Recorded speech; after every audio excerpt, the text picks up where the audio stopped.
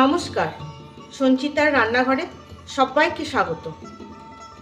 আজকে দেখাবো নিরামিষ পনির। তবে আসুন দেখে নিই। প্রথমে একটা মশলা করে নেব, সেই জন্য নিয়ে নিলাম মিক্সিং জার। এতে দিয়ে দেবো একটা টমেটো, কাঁচা লঙ্কা, ঝালটা যার যার ইচ্ছে মতন, আর একটু আদা। এবার আর একটা মশলা করে নেব। নিয়ে নিয়েছি অল্প একটু 5টা মতন কাজু, অল্প কিশমিশ আর অল্প একটু গোলমরিচ। এটাও আমি বেটে নেব। এবার রান্নাটা শুরু করব, তাই বসিয়ে দিচ্ছি একটা কড়াই। খুব ভালো মতন গরম হয়ে গেছে। এবার দিয়ে দিচ্ছি পরিমাণ মতন সর্ষের তেল। তেল খুব ভালো মতন গরম হয়ে গেছে। তেলে অল্প লবণ ছিটিয়ে এই যে এরকম ডুমো ডুমো করে কেটে নিয়েছি পনিরগুলো, এই পনিরগুলো ভেজে নেব।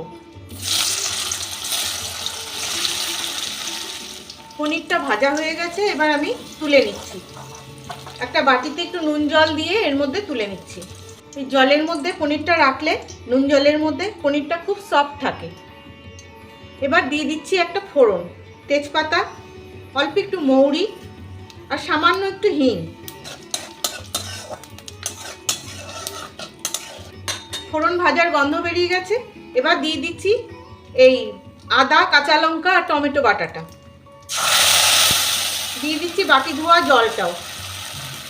এর মধ্যে একে একে দিয়ে দেবো গুঁড়ো মশলা, 1/2 চামচ মতো জিরে গুঁড়ো, অল্প একটু হলুদ গুঁড়ো আর অল্প একটু কাশ্মীরি লঙ্কার গুঁড়ো দিয়ে মশলাটা ভালো করে আমি কষে নেব।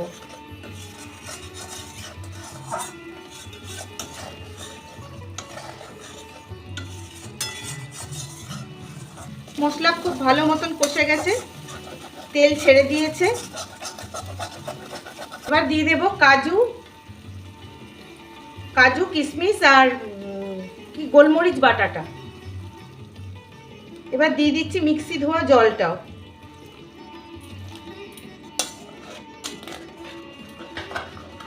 এই মশলাটাকেও আমি ভালো করে কষিয়ে নেব। খুব ভালো করে কষে গেছে, দেখুন তেল ছেড়ে দিয়েছে। কিছু পরিমাণ মতন লবণটা বুঝে দেবেন, কারণ পনিরটা লবণে ভেজানো আছে। আর দিয়ে দিচ্ছি চিনি।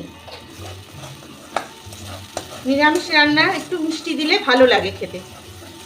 দিয়ে আরেকটু কষিয়ে নেব। আর একটু কষিয়ে নিয়েছি। এবার দিয়ে দেব কাপখানেক দুধ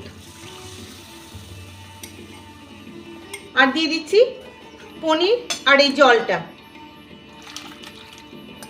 আমি সব মশলাই দিলাম, কিন্তু খুবই সামান্য। মশলা বেশি দিলে খেতে অত ভালো লাগে না।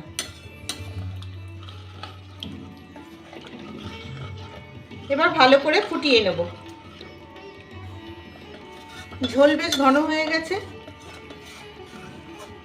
এইটুকুনি ঝোল আমি রাখবো, কারণ ঠান্ডা হলে আর একটু জমে যাবে। দিয়ে দিচ্ছি অল্প একটু কসুরি মেথি, দিয়ে দিচ্ছি অল্প একটু গরম মশলার গুঁড়ো আর দিচ্ছি অল্প একটু ঘি।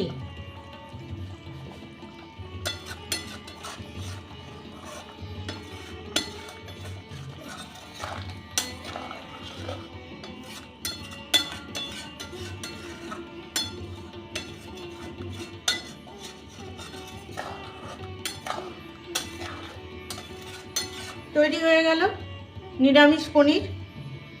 কেমন লাগলো আপনাদের জানাবেন কিন্তু।